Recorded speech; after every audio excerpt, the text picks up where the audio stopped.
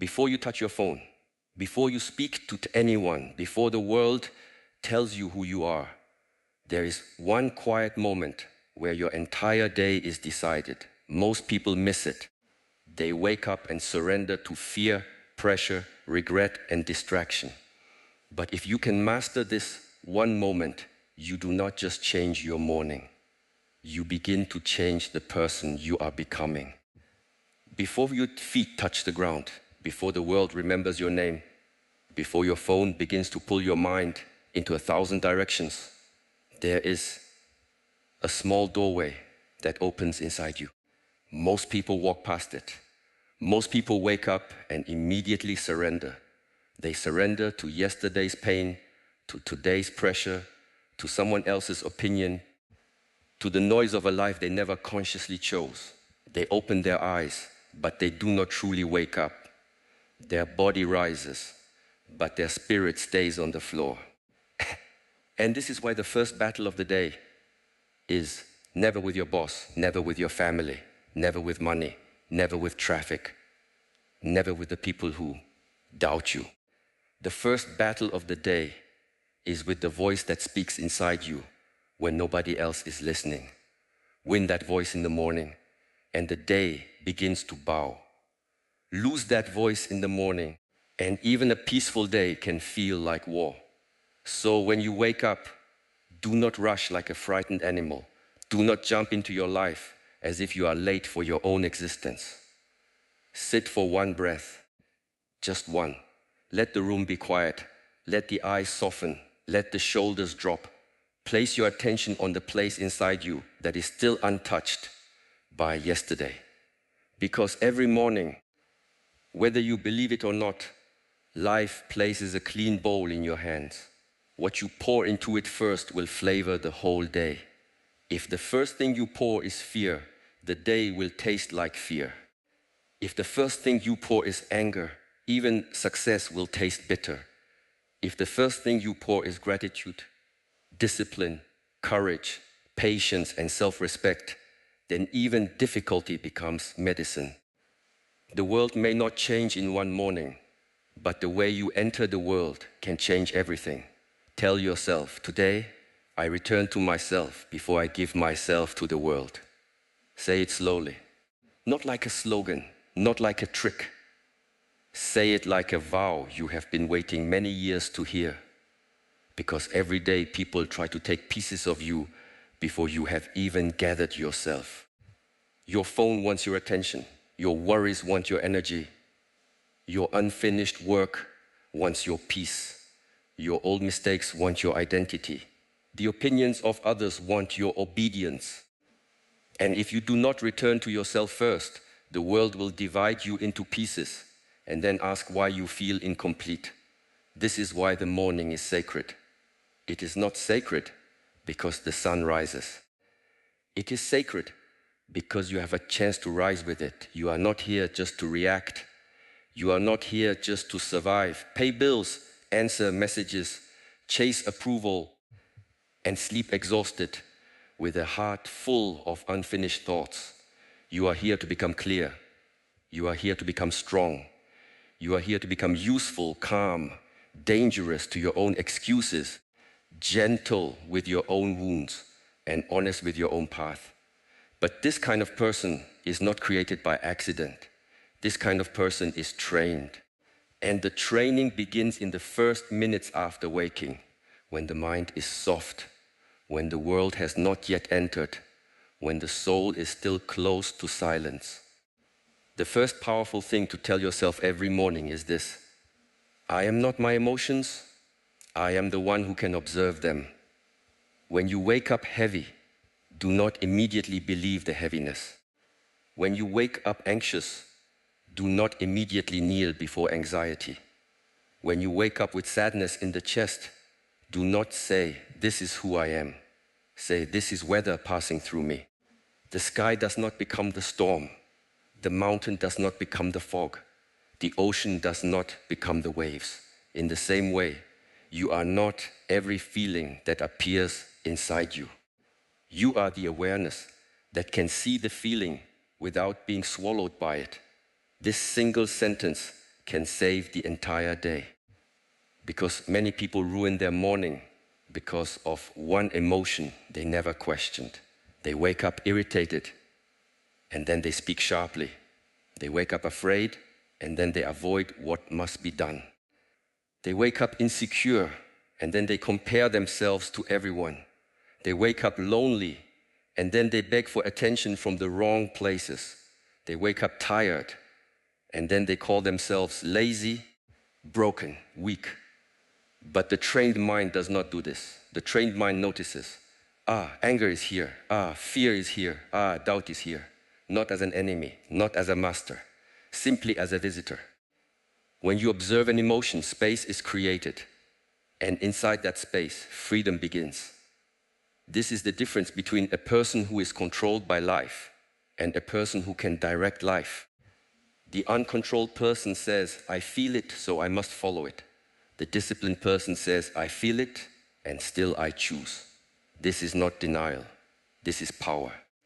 To pretend you feel nothing is not strength. To feel everything and still stand in the center is strength. To be afraid and still act with honor is strength. To be sad and still be kind is strength. To be tired and still keep your promise is strength. To be angry and still speak with control is strength. Every morning, ask yourself, who is watching this feeling? There is the worry, and there is the one who sees the worry. There is the fear, and there is the one who sees the fear. There is the thought that says, you cannot do it. And there is the quiet witness that hears the thought and does not obey. Train yourself to identify with the witness. The witness is deeper than the mood. The witness is older than the problem. The witness is the seat of your inner authority. A man can be rich and still be a slave if he is ruled by every emotion. A woman can be admired and still be imprisoned if every opinion controls her breathing. A student can be talented and still fail if panic becomes the leader. A leader can be powerful and still fall if anger becomes the tongue. Real freedom begins when you stop worshiping your inner weather. So in the morning, before your day begins, sit and say, whatever rises in me today, I will see it clearly. I will not become every storm. I will not chase every thought. I will not bow to every fear. I am not my emotions. I am the one who can observe them. Do you understand what this does to the mind? It puts the crown back on the right head. Emotions are messengers, not kings. Thoughts are tools, not masters. Fear is information, not a prison. Anxiety is energy, not prophecy. Sadness is a call for care, not proof that life is hopeless. Anger is heat, not a command. When you begin the morning like this, you stop entering the day as a victim of your nervous system. You enter as a student of your inner world. And what you study deeply, you can master. Then tell yourself the second powerful thing. Today, I will do the difficult thing before the difficult thing does me. Many people wake up hoping the day will be easy. This is the wrong prayer. Do not ask for an easy day. Ask for a strong spine. Ask for clean focus. Ask for the courage to meet the task that has been waiting for you. Because the difficult thing you avoid does not disappear. It waits. It grows teeth. It follows you into lunch. It lies beside you at night. It becomes a whisper in the chest. It becomes irritation in the voice. It becomes heaviness in the eyes. Avoidance is not rest. Avoidance is suffering with no progress. Every morning there is one thing that, if you face it, will make the rest of the day lighter. Maybe it is exercise. Maybe it is study. Maybe it is a conversation. Maybe it is an apology. Maybe it is writing the first page. Maybe it is opening the business account and looking at the numbers. Maybe it is cleaning the room you keep ignoring. Maybe it is refusing the habit that keeps stealing your future. Maybe it is simply sitting quietly instead of running into distraction. The difficult thing is different for each person, but the feeling is the same. The body resists, The mind bargains. The ego says later.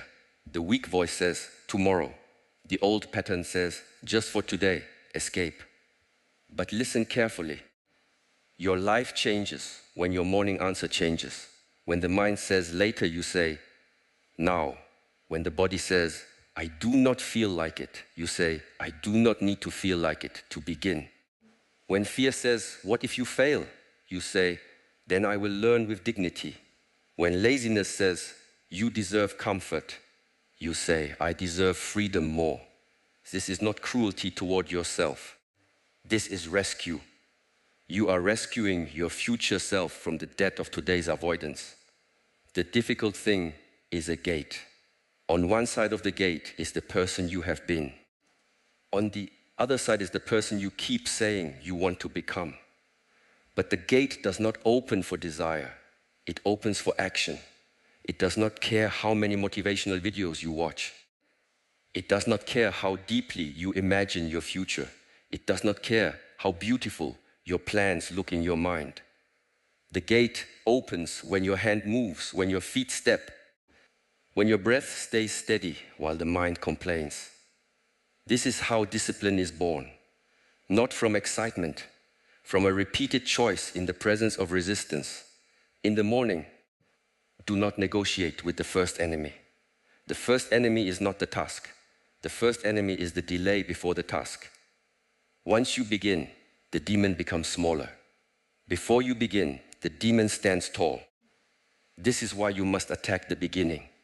Put on the shoes, open the book, write the first sentence, make the first call, drink the water, step outside, sit on the mat, touch the work with your hands. The body learns through contact, not imagination. A task you touch becomes less frightening than a task you worship from a distance. Tell yourself, today, I will do the difficult thing before the difficult thing does me. Say it until your posture changes. Say it until your excuses feel embarrassed. Say it until you understand that comfort is not always kindness. Sometimes comfort is the soft bed where your potential slowly dies. Sometimes the thing that feels harsh in the morning becomes the reason you respect yourself at night. A person who has self-respect does not always have an easy life, but they have a clean relationship with themselves. They know I did not abandon myself today. Most people do not lack dreams. They lack morning obedience to their dreams. They lack the small sacred violence of beginning when the mind wants to hide. They say, one day I will be healthier. But the body asks, what did you do this morning? They say, one day I will be successful. But the work asks, what did you touch this morning? They say, one day I will be peaceful. But the mind asks, what did you practice this morning? Life does not listen to your fantasies. Life listens to your repeated behavior. Then tell yourself the third powerful thing. I will protect my attention like it is my life, because it is. In the modern world, attention is the battlefield, not land, not gold, not even time. Attention. Wherever your attention goes, your life slowly follows. If your attention is scattered, your life becomes scattered. If your attention is poisoned, your inner world becomes poisoned. If your attention is trained, your life becomes sharp. You may say, I do not have enough energy. But often the truth is, your energy is bleeding through 1,000 open windows. Many people wake up and hand their mind to a screen before they have given it to themselves. They let strangers choose their first emotion. They let headlines choose their first fear. They let messages choose their first obligation. They let images choose their first insecurity. They let other people's lives choose their first comparison. And then they wonder why their own life feels far away. The phone is not evil. The world is not evil. But an unguarded mind becomes public property. In the morning, tell yourself, my attention is sacred. I will not spend it cheaply. Imagine you wake up with a bowl of clean water. Every notification is a hand reaching for that bowl. Every useless argument is dust falling into it. Every comparison is a drop of poison. Every mindless scroll is a small crack at the bottom. By midday, people wonder why they feel empty, but they do not see how many times they gave themselves away. Protect the bowl. For the first part of the morning, do not ask, what is the world saying? Ask, what is my life asking from me? The world will always be loud. Your purpose often whispers. If you listen only to what is loud, you will miss what is important. Sit quietly enough to hear the whisper. What matters today? What must be done? Who must I become in this hour? What habit must I not feed? What relationship must I honor? What task deserves my clean mind? These questions pull your attention back from the marketplace of distraction and place it on the altar of intention. A distracted person can be easily controlled. Advertisers control them. Anger controls them. Lust controls them. Envy controls them. Fear controls them. Trends control them. But a person who can hold attention becomes difficult to manipulate. They are not easily pulled into every fight. They are not hypnotized by every shiny object. They are not seduced by every shortcut. They look at the world and choose. This is rare. This is power. Do one thing in the morning with full attention, not 5 things. 1, drink tea and only drink tea. Walk and only walk. Breathe and only breathe. Stretch and only stretch. Pray and only pray. Read 1 page and only read 1 page. When the mind runs, bring it back. When it runs again, bring it back again. This is training. Every return is a repetition. Every repetition strengthens the muscle of presence. People think focus is something you have. No, focus is something you build by returning again and again. Tell yourself, today, I will not let distraction steal my depth. Depth is where your best life waits. Shallow attention creates shallow work, shallow love, shallow prayer, shallow rest, shallow happiness. Depth creates mastery. Depth creates intimacy. Depth creates peace. Depth creates art. Depth creates meaningful success. When you protect your attention, you are not being strict for no reason. You are protecting the doorway through which your destiny enters. Then tell yourself the 4th powerful thing. I will meet people today without losing myself. This is powerful because much of your suffering does not come from the events of life, but from the way you give your center away to other people. Someone looks at you coldly and you lose your peace. Someone does not reply and you lose your worth. Someone criticizes you and you lose your confidence. Someone praises you and you lose your humility. Someone doubts you and you lose your direction. Someone leaves and you lose your identity. Is this freedom? No. This is living with your roots in other people's hands. Every morning, remind yourself, I can be kind without becoming weak. I can listen without absorbing poison. I can love without begging. I can serve without disappearing. I can be misunderstood without collapsing. I can be corrected without being destroyed. I can be praised without becoming drunk. I can be rejected without rejecting myself. This is emotional maturity. This is inner balance. This is the kind of strength that does not need to shout. People will arrive with their own storms. Do not become every storm that enters the room. Some people are angry because they are wounded. Some people are arrogant because they are afraid. Some people are cold because they were never taught warmth. Some people attack because they feel small. If you react unconsciously to every wounded person, you will spend your whole life bleeding for wounds that are not yours. Compassion does not mean letting others throw their darkness into your chest. Compassion means seeing clearly and responding wisely. Tell yourself, today I will not make another person's mood my master. This does not mean you become careless. It means you become rooted. A tree does not hate the wind, but it does not become the wind. A mountain does not insult the clouds, but it does not follow them. In the same way, meet people with steadiness, speak with respect, listen with attention, but do not hand them the steering wheel of your inner life. There will be moments when someone tests you. Maybe they speak sharply. Maybe they ignore your effort.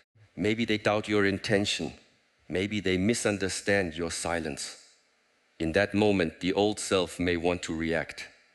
The old self wants to prove, defend, attack, explain, chase, punish, withdraw. But the morning vow returns. I will meet people without losing myself. Take one breath before response.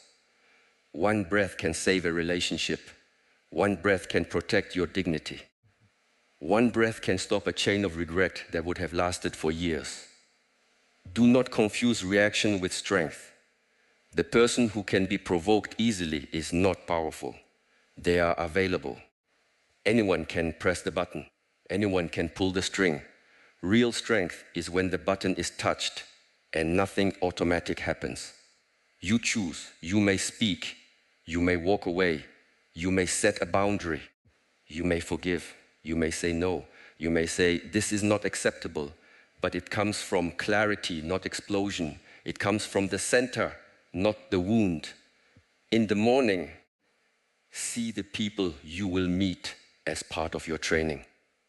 The difficult customer, the impatient parent, the silent partner, the jealous colleague, the demanding child, the stranger in traffic, the friend who does not understand, the person who brings bad energy into the room. Each one is a bell. When they ring, they reveal your practice. They show you where you are still reactive, where you are still hungry for approval, where you still mistake being liked for being safe. Do not hate the bell. Listen to it. Learn from it. But do not become it. Then tell yourself the fifth powerful thing. Today, I will move as if my life has meaning, because it does. This is not arrogance. This is remembrance. Many people wake up as if they are accidental. They move through the day as if nothing matters. They waste words. They waste food. They waste time. They waste love. They waste breath. They wait for some grand sign from heaven before they begin to live with dignity. But the sign is already here. You woke up. Your heart is beating. Your lungs are accepting air. The day has opened its door. What more permission do you need? Meaning is not always found. Sometimes it is given through the way you do ordinary things. You can wash a cup like a sleeping person, or you can wash it like a person who is grateful to have hands. You can answer a message like a machine, or you can answer like a person who knows words can heal or harm. You can walk to work like a prisoner, or you can walk like a warrior entering training. You can eat without awareness, or you can eat with respect for every invisible hand that brought food to your plate. Meaning enters when attention and gratitude touch the ordinary. Tell yourself, I will not wait for life to become perfect before I behave like my life is precious. This is important because the mind is always postponing reverence. When I have more money, I will be peaceful. When they respect me, I will stand tall. When my body changes, I will love myself. When my situation improves, I will be grateful. But a person who waits for perfect conditions to become noble may wait forever. Nobility is practiced in imperfect conditions. Peace is practiced in noise. Discipline is practiced in resistance. Faith is practiced in uncertainty. Love is practiced when the heart has reasons to close. When you say, my life has meaning, you are not saying every moment feels beautiful. Some mornings are hard. Some days begin with pain. Some rooms are silent because someone left. Some bodies wake up tired. Some minds wake up with old memories. Some people wake up already carrying the weight of family, debt, illness, grief, responsibility, loneliness, regret. Do not insult this pain with fake positivity. Look at it with respect. Then say, even here, I will not abandon my life. This is a sacred sentence. Even here, even with this fear, even with this loss, even with this uncertainty, even with this tired body, even with this imperfect beginning, I will not abandon my life. The world teaches you to measure meaning by applause, but the deepest meaning often has no audience. A father waking early to provide for his family, a mother quietly holding the home together, a student studying while friends sleep, a person healing from addiction one honest morning at a time, a worker choosing integrity when nobody would know, a young person refusing to become bitter after betrayal, an old person still offering kindness after many losses. These things may not trend, but they are not small. The universe is built from invisible discipline. Every morning, tell yourself, today I will be faithful to the small things, because the small things are not small. The way you make your bed is a conversation with order. The way you speak to yourself is a conversation with your future. The way you eat is a conversation with your body. The way you spend money is a conversation with your desires. The way you keep promises is a conversation with your soul. The way you handle delay is a conversation with patience. The way you treat someone who cannot benefit you is a conversation with your character. Nothing is truly hidden. Your habits are always listening. Now, listen carefully. These 5 things are not magic words. Do not use them like decoration. Words without practice become perfume on a wound. They may smell good for a moment, but they do not heal. You must speak them, then live them. You must repeat them until the body recognizes them. You must carry them into the moment when the day tests you. Morning wisdom means nothing if it disappears by noon.